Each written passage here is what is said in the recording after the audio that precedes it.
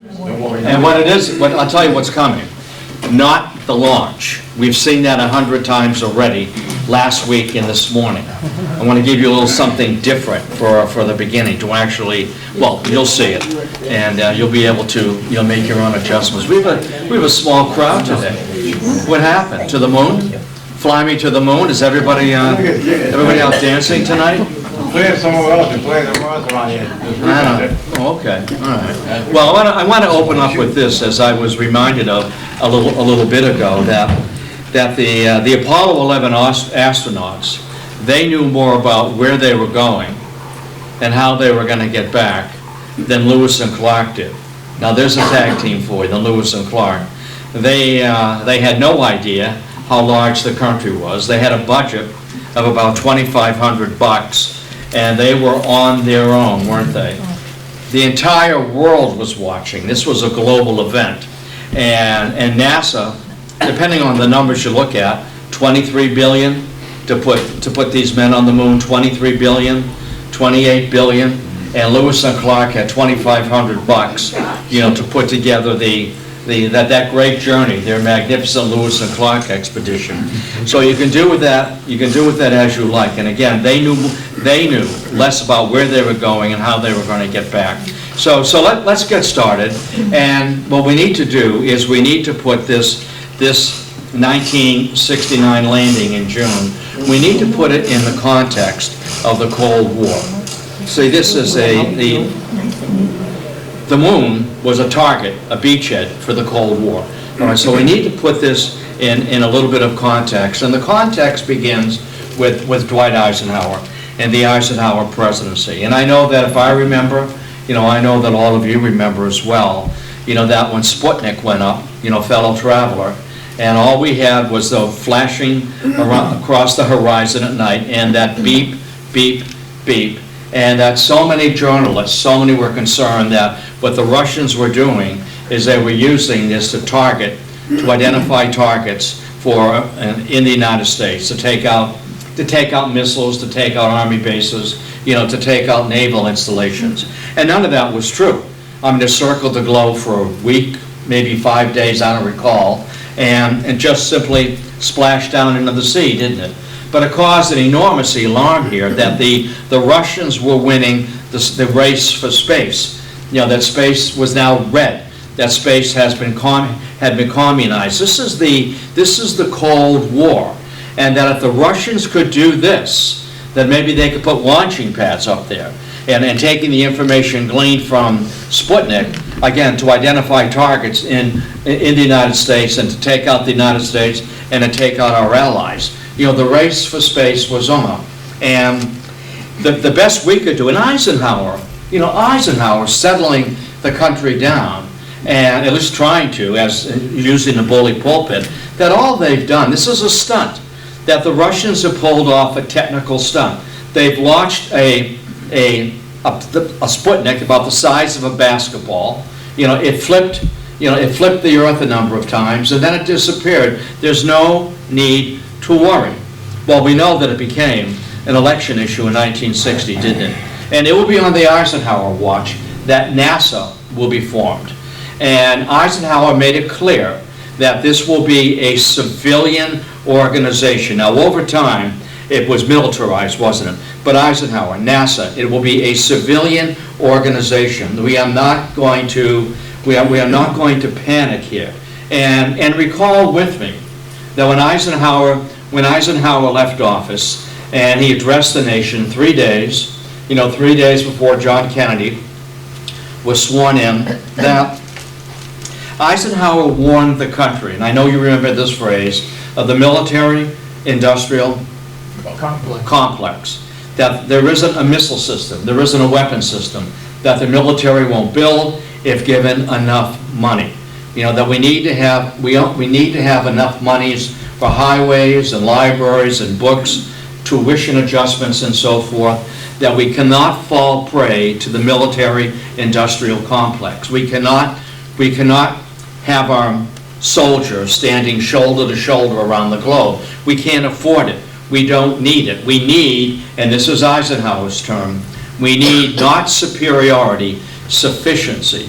to be able to protect ourselves in sufficiently, not superiority. We will spend ourselves into the poorhouse. And this is Ike. This is Eisenhower. This is D-Day. This is the guy who engineered, VE Day, Victory Europe. This is the guy that put together D-Day. This is a guy, 5-star general. They don't make too many 5-star generals anymore. They don't give them away. And he's telling everybody, don't worry about this. It's a trick. It's a stunt. Don't worry about it. It might be interesting, as he said, to see what's on the other side of the moon, but as he said, I suspect what's on the other side of the moon is on the side of the moon that we can see. And then, bang, he was gone, wasn't he? He left office. But during the campaign, John Kennedy, talking about a missile gap. I don't want to get into that. The throwaway, if you will, of rockets, a missile gap, talking about an education gap, and now a science gap. And with Sputnik, billions of dollars flowed into the curriculum, didn't they? In the math curriculum and into the science curriculum, that we need to beat the Russians into space. And the new beachhead of the Cold War was not the beachhead of the Bay of Pigs. The new beachhead was the moon.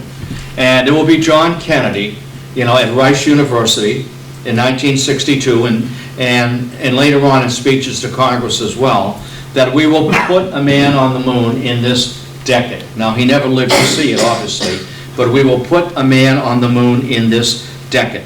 So it is a political contest, and that political contest also flowed into which economic system was best engineered to be able to conquer space, to put a man or men on the moon. Capitalism or communism. And when Yuri Gagarin was the first Soviet cosmonaut to orbit for 3 or 4 days, and when he was able to pull that off and be returned successfully, this really geared up the NASA project. And into that project came one of the rocket scientists from Nazi Germany, and I know you know this name, Werner von Braun. And Werner von Braun was recruited he was drafted, at the end of World War II. See, there was a program, when Eisenhower landed at D-Day and then moved ashore into Germany, there was a project. It was called the Paperclip Project. And that Eisenhower and American intelligence, G2, that there were literally manila folders with paper clips on them, and the names of scientists that we wanted to grab, and that the Russians had their scientists, German scientists, that they wanted to grab to work on jet aircraft and to work on rocket boosting, V1 and V2. And our #1 draft pick, a young man, 27 years old, our #1 draft pick was Werner von Braun. And we got him, and we brought him to the United States. He no longer was a Nazi, was he? We sanitized his files. He got a cushy job, and it will be he and his crew that will help put Armstrong, Collins, and Aldrin on the moon. So it's a combination of the Cold War and which economic system can deliver, and which system is the one to be emulated, by other nations around the globe. And John Kennedy, in the 1960 election, the space race, the missile gap, the education gap, and the science gap, and so forth. And the best we can do, the very best we can do early on in 1961 is Alan Shepard. Remember that? A-OK? A-OK, A-OK. That became part of our language for a while. Also part of our language for a while. And it always, I didn't know why it disturbed me, but I know that it did. In the honeymooners, remember that? To the moon, Alice, to the moon. And I didn't connect with that, but what intuitively bothered me, why would you talk about hitting your wife, to the moon, Alice? And I didn't know anything about being PC, but why would one want to do that? And it's come back to me later on as I was reading about, the ways in which the moon landing was used to sell toys and sell products, and it goes on and on and on. To the moon, Alice. And he would put his fist together, wouldn't he? To the moon, Alice. I didn't know why it bothered me, but it did. And I was only 3 years old. That's not true either. Every once in a while, I fib a little bit. So Alan Shepard, it was a suborbital flight, the best we could do. Yuri Gagarin had a full orbital flight, up and down, literally up and down, 15 minutes, a successful recovery. And here's John Kennedy, that a new frontier, to be able to have a moon landing. And so the project became more militarized under NASA and under, Kennedy, Johnson, and Nixon. When they were choosing the astronauts, the Mercury 7 program provided us, that was the first group of test pilots, and the Mercury 7 program provided us with Alan Shepard. And if you want to read a wonderful book, a terrific book on the early space program, I saw it out there, and that is Tom Wolfe's book. Remember Tom Wolfe, The Right Stuff?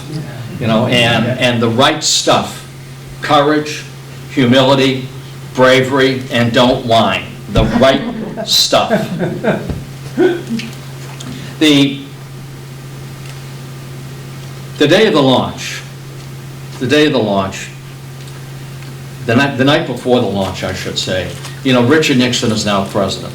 And Richard Nixon had phoned the director of NASA and asked them, if I would like to have dinner, with the three astronauts, Aldrin, Collins, and Armstrong, before they lift off. I'd like to have dinner that night. And the directors of NASA said, absolutely not, because you might cough, you might come in with a cold, and you might spoil it. We're ready to go, and we can't send anybody up there that's not feeling right.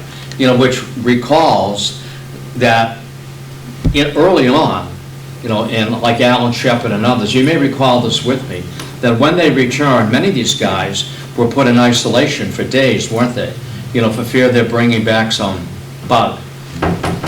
Stanley Kubrick's Space Odyssey, great film. Voted best film in 1968. Capitalized on the whole interest in the space race. And you may remember, and this is why I always concerned about artificial intelligence. Remember, they're talking. Hal is running the rocket, and they're talking privately, and he's reading lips. And don't disconnect me, don't shut me down, don't shut me down. Remember that scene? And they're crawling up to try to shut Hal down, and Hal is trying to shut them down.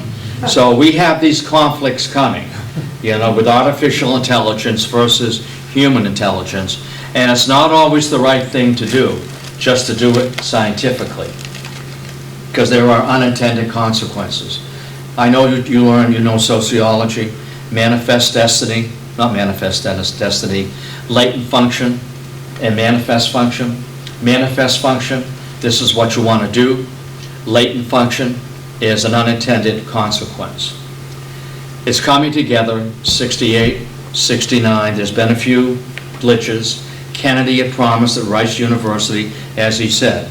Why did Sir Edmund Hillary climb Mount Everest? Because it was there. Remember that? Why did Lindbergh fly the Atlantic 35 years ago? Because it was there. Why do we go to the moon? Because it's there. And then he added, why does Rice University play Texas? Because we do it. Remember that? He was there. Why does Rice play Texas? On the day of the launch, it was pitch perfect. Unless, what?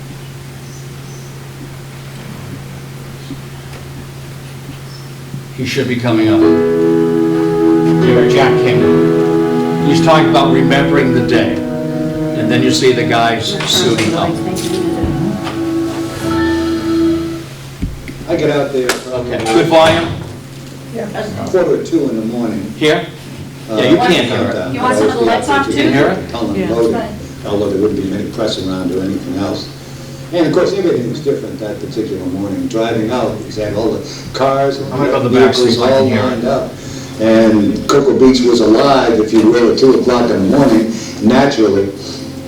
And I drove out, and I had a ritual that when I came across the bridge on the causeway over here, now redundantly called the World Bridges Bridge in honor of a past past Center Director, I pull out to the side of the road, and there was that Saturn V just across the river, just glowing in these floodlights.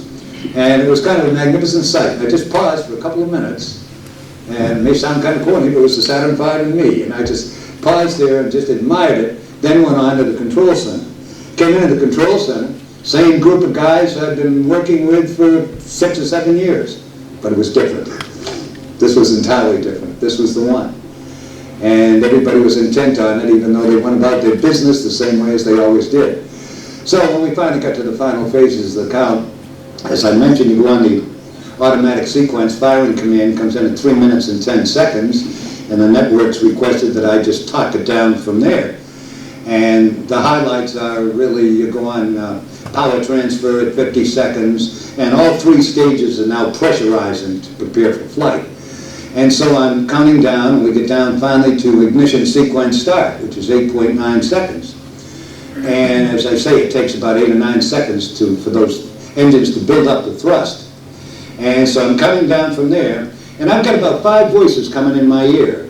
Norm Carlson, the launch vehicle test conductor, Skip Chauvin, the spacecraft test conductor, Paul Donnelly, the launch operations manager, and so forth. And I'm listening to their cues, and I'm watching the status board, when all of a sudden, a 5th voice came into my head. And it was mine. It was awful loud. And it said, "My God, we're going to the moon." And that unsettled me just for a minute, but hopefully I picked up and went from there.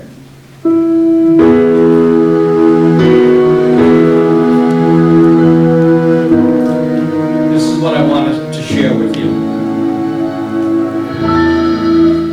Saturn launch control, T-minus 2 hours, 40 minutes, 40 seconds, and counting. At this time, the climb crew for Apollo 11 has boarded the high-speed elevator from inside the A level in the mobile launcher, which is the second level inside the launcher. This is a high-speed elevator, 600 feet per minute, which will carry them to the 320-foot level, the spacecraft level. Shortly, we'll expect astronauts Neil Armstrong and Michael Collins to come across Swing Arm 9, the follow access arm, and proceed to the White Room and stand by to board the spacecraft. The third member of the crew, astronaut Edwin Aldrin, will be the last one to board the spacecraft. Will stand by in the elevator, seated in a chair, while his 2 comrades first board the spacecraft. Once Armstrong will sit in the left-hand seat, and Collins, who will sit in the right-hand seat during liftoff, are aboard, then Aldrin will be called, and he will take his seat, the middle seat in the spacecraft. The spacecraft commander, Neil Armstrong, and the command module pilot, Michael Collins, now proceeding across the swim arm into the small white room that attaches at the spacecraft level. In the meantime, about 100 feet below, we have a team of technicians working on a leaking valve, which is a part of the ground support equipment, a part of the system that's used to replenish the fuel supply for the 3rd stage of the Saturn V rocket. He is proceeding to tighten a series of bolts around this valve in the hope that this will correct the leak. Once the technicians do depart, the hydrogen will again be flowed through the system to assure that the leak has been corrected. The spacecraft commander, Neil Armstrong, and CMP, the command module pilot, Mike Collins, now standing by in the White Room. T-minus 2 hours, 38 minutes, 45 seconds and counting. This is launch control. Apollo 7 launch control, T-minus 2 hours, 34 minutes, 44 seconds and counting. The spacecraft commander, Neil Armstrong, now aboard the Apollo 11 spacecraft at the 320-foot level at the pad. We had a launch having the commander go over the sill into the cabin at 6:54 a.m. Eastern Daylight. Since that time, the commander has now been tied into the system and has checked in over the communication lines. He was wished a good morning by the spacecraft test conductor Skip Chauvin, and Armstrong in return said it looks like a good morning. In the meantime, 120 feet below him, the technicians continuing to work to tighten bolts around a leaking valve associated with the system that replenishes hydrogen fuel for the 3rd stage. To repeat once again, this is not a problem on the launch vehicle itself, but on the ground support equipment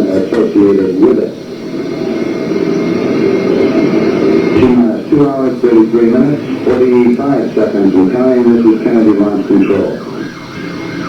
Super Power Saturn Launch Control, T-minus 2 hours, 30 minutes, 55 seconds and counting. Right on the hour, the main module pilot, astronaut Michael Collins, will be sitting on the right-hand side of the spacecraft during liftoff aboard the spacecraft. We're at large at 7 a.m. Eastern Daylight Time. The third member of the crew, astronaut Buzz Aldrin, standing by in the elevator around the corner along the swing arm from the weight room and the spacecraft at the 320-foot level. 120 feet below, technicians still working on some bolts that surround a leaking valve that is associated with a system that replenishes the hydrogen fuel supply for the third stage of the Saturn V rocket. Our countdown proceeding at this time, coming up toward the 2 minute and 30 minute mark, 30 seconds, the 2 hour and 30 minute mark in the count. This is Kennedy Launch Control. This is Power Saturn Launch Control, T-minus 2 hours, 23 minutes, 46 seconds and counting. The third member of the Apollo 11 prime crew now aboard the spacecraft.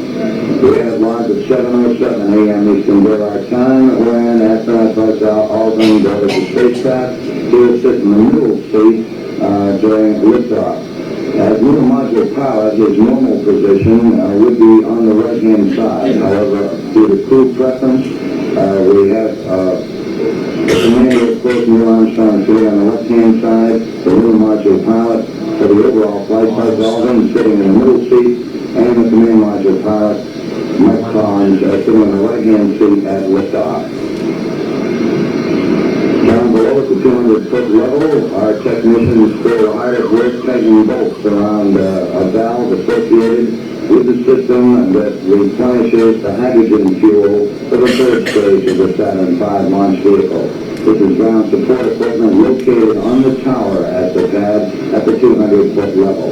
He continues to work at the 200-foot level as the crew in the white room does the same with the 3 astronauts aboard.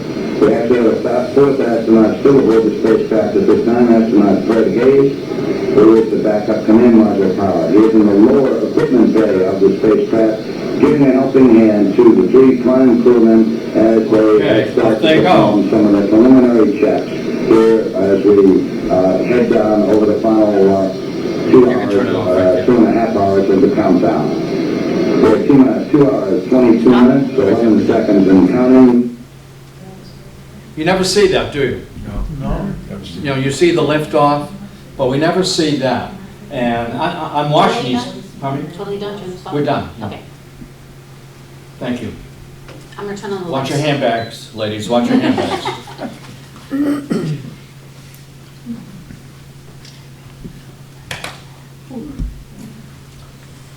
Gary? I'm watching these guys getting suited up again this morning. My blood pressure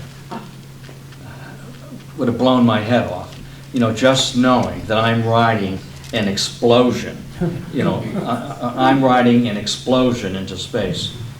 You want the joke, right? I No. was struck by how careless they were with the head I coverings. can't hear you. Pardon?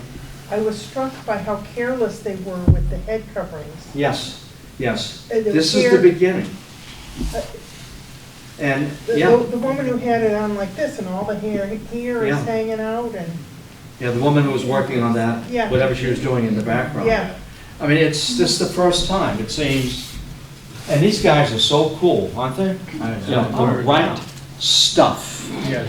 My blood pressure, they would have scrubbed me for that mission. I mean, that's for sure. You know, these astronauts, what they had personal bags that they could bring with them to bring stuff back as well. And the wives of the Soviet cosmonauts who had been, you know, killed in the line of duty or killed in the space program, that they asked these men to bring in their personal body bags, gift bags, medals. Yuri Gagarin, who was killed in a liftoff, to leave the medals on the moon, you know, in memory of your fellow cosmonauts, astronauts. Two of the themes that have developed in the long run over this, You know, one is how Americans litter everything. They left debris on the moon, didn't they? They left detritus, they left the module, he left his footprint. It'll be there for 1,000,000 years, won't it? I mean, obviously, there's no atmosphere, there's no wind. They left the flag, you know, and that flag was a $5 flag. And initially, Congress had voted, some members of Congress opposed placing the flag on the moon, that it was a symbol of American imperialism, you know, whether it's Columbus or Pizarro or whatever, American imperialism. And the Congress overrode that. We got here, we landed, we come in peace, and we want to know that we were here first, and leave that flag there, and to have it flying. And to do that, they stitched in wire, didn't they? So what's there, and other debris is there as well. And when Armstrong was bringing that module down, the Eagle, and remember, as he brought it down on the Sea of Tranquility, I love that, the Sea of Tranquility, that the landing zone he made, and only a live pilot can do this, that it was too rocky, wasn't it? And he only had 20 seconds of fuel left to burn, and he made he called an audible, didn't he?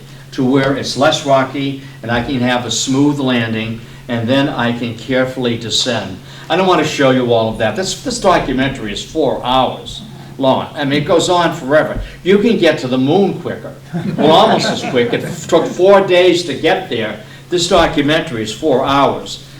It's a hike, particularly as they count down from 2 hours and 30 minutes out, and you're watching it, and watching it, and watching it. Even when you put it on fast forward, it doesn't go fast enough. So American imperialism, you know, debris on the moon. And when you watch Armstrong, he climbs down that ladder like it's a 9-rung ladder, like a day at the beach, like he'd been painting the side of his house. And I know that he's corrected it. You know, one small step for a man. He dropped the A, didn't he? He forgot the A. One giant leap for mankind.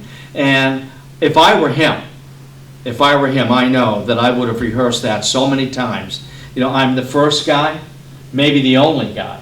I might not even get back.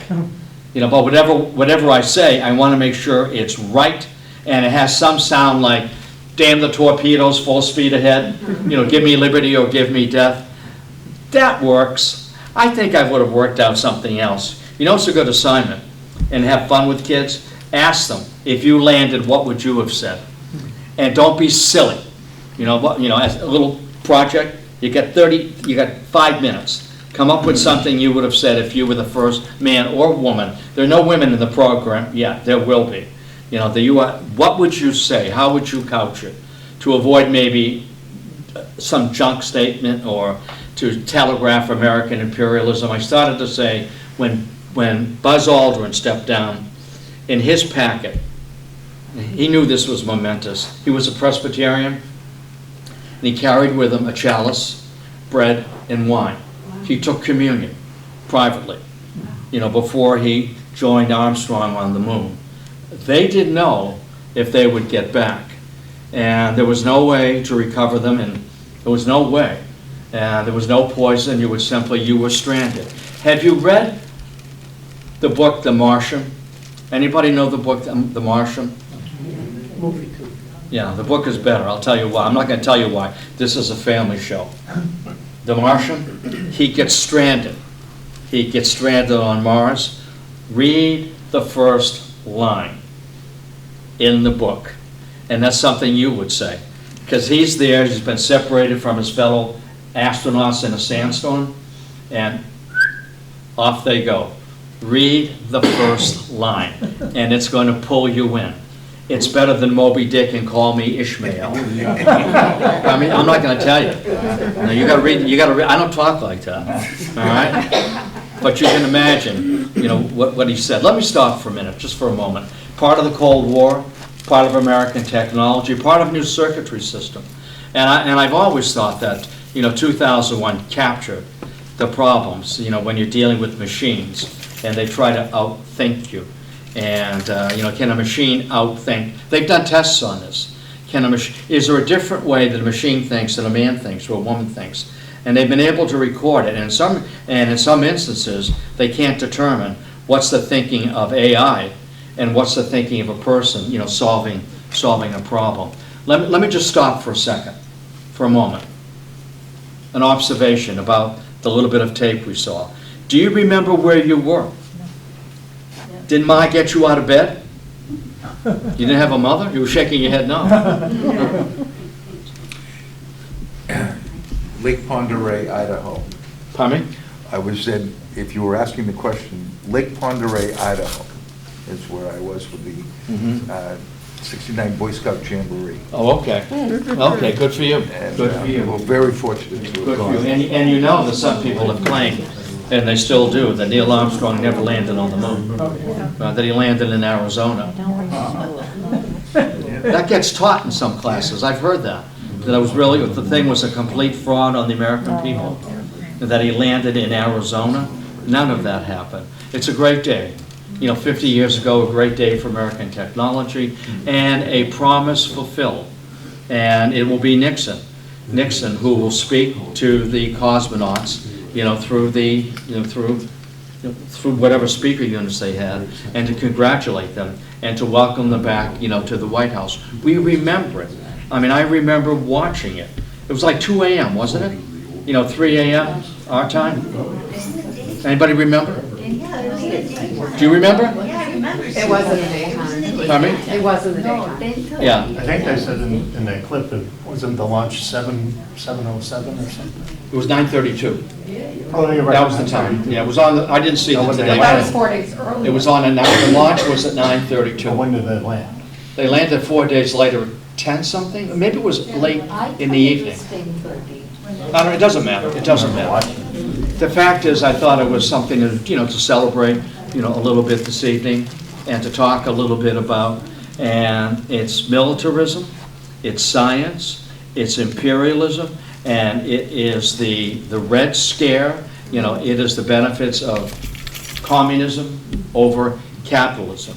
And that's how it was sold to the American people as well.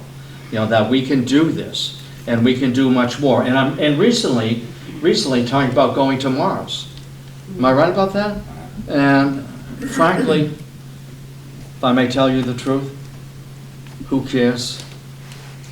I'd rather put the money into scholarships. That's I'd rather- that's the red planet. Pardon me? That's the red planet, the Soviets. Yeah, right, there you go. Or put the money into tuition grants and so forth. A question. The movie Hidden Figures, I'm bad with Yes. that. Was this, they were in on this one? Was this? The Hidden Figures, was that Hidden Figures, or was that, no, no, that was the, the atomic bomb, wasn't it? No. It was this? It's not from John Glenn. John, oh, okay. Oh, John Glenn went up? John Glenn, okay. The black women, right? Yes. Right, and Kevin Costner? No. No, yes, I'm sorry, yes. Yeah, he's a terrible actor. Yeah. I have a question. I could do better than Kevin Costner, and I'm not an actor, but I could do better than him. Oh, but you are. I come up with something. Who did you say got his pilot's license before his driver's license? That was very interesting. Neil Armstrong got his pilot's license before he got his driver's license. That was very And interesting. these guys were caught up in it. And the Mercury 7 astronauts, these are all test pilots, aren't they? If you've never read The Right Stuff, read it. It's all there. These guys don't have blood. I don't know what's running around in their veins.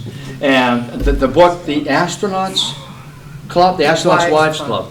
The Astronauts Wives Club. Have you read that book? These are their wives. And they're sitting, watching their guy. This is my guy, not just these three guys, but whether it's Gemini or Mercury, this is my guy riding an explosion into the air, And I can't do anything to help him, hurt him, or save him. He's there, and I can just watch it with my friends and my children, and bang, I may never see him again. And, Rocket Man. Something else? Where should we go with this? I know where I want to go with this.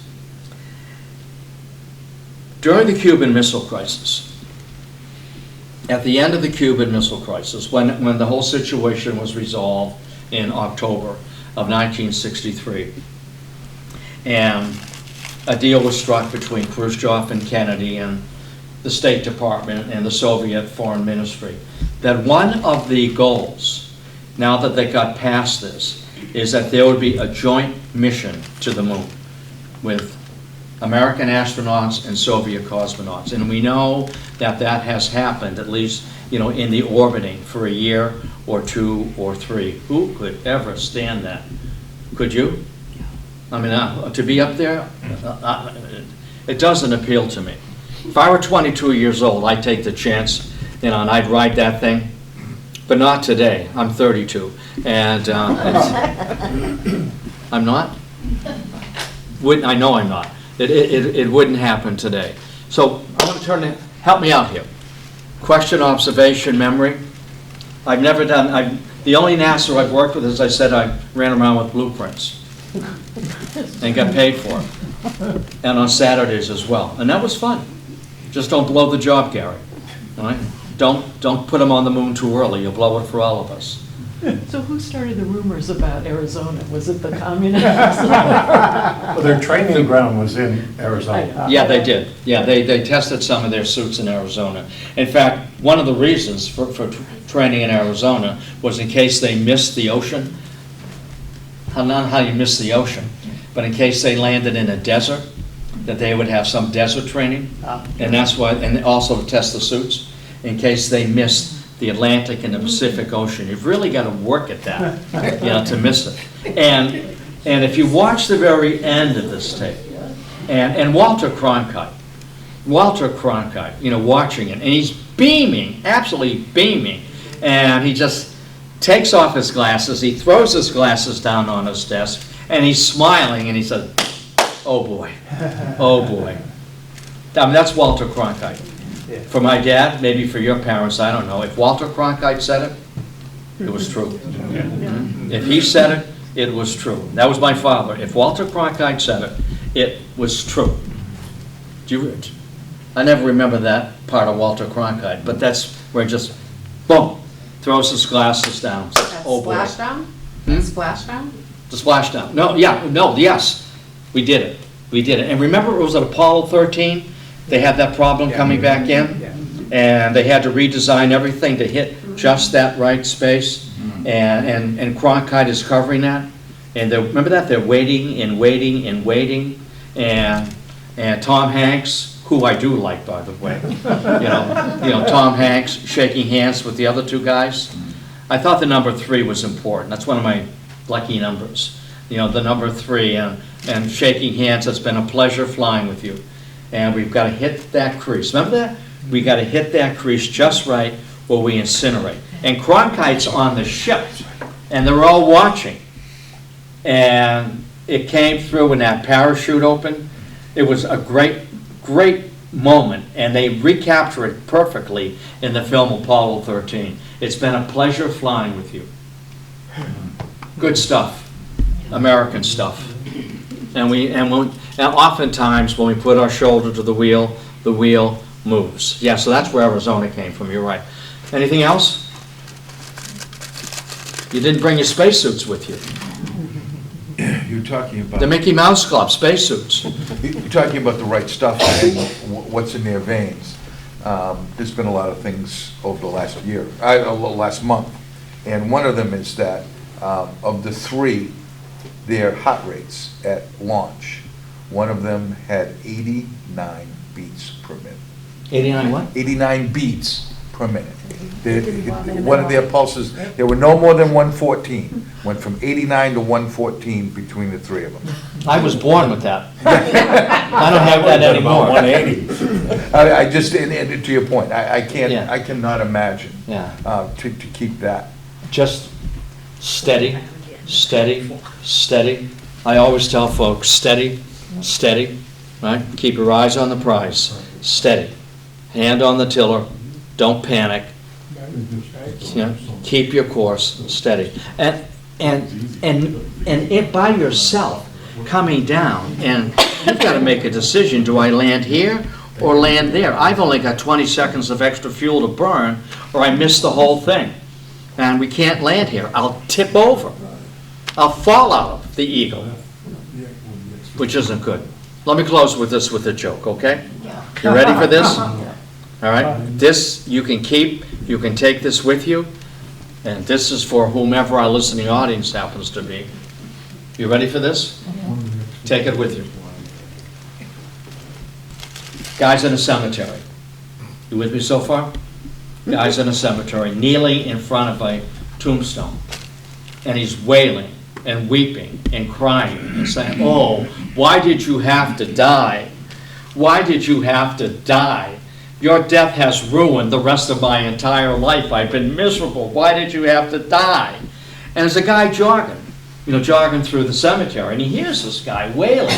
And he goes over to him and slaps his arm around his shoulder and said, "Buddy, pal, you must have really loved your wife." He said, "This isn't my wife. This is my wife's first husband."